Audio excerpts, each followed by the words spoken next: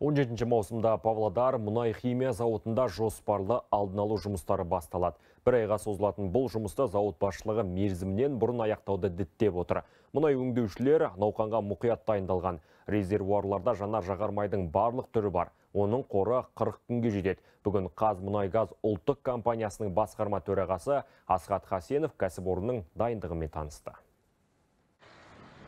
Жыл басынан бері Павлодар мұнай-химия зауыты жоспарды асыра орындады. Кәсіпорын шамамен 2,5 миллион тонна шикі мұнайды өңдеді. 730 мың тонна бензин, 800 мың тоннадан астам дизель отыны және 113 мың тонна авиакеросин шығарылды.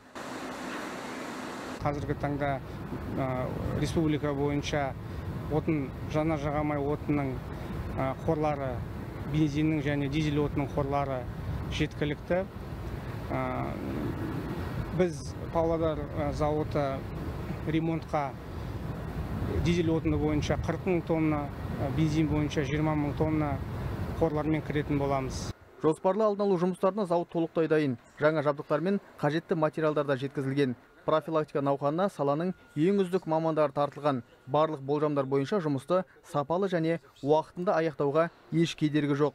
Биыл зауытта меркаптандық қосылғыларды ұстап қалу қондырғысы іске қосылады. Ол сұйытылған мұнай газды бізге жоғарғы талаппен шығаруға мүмкіндік береді. Жұмыс судың сүзгі қондырғысын орнатумен аяқталады.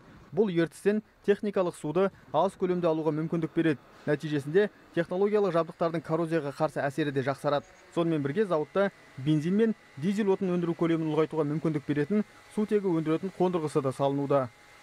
Достық Талғатұлы, Ербол Әбішев, Марат Игіліков, Павлодар, 24 KZ.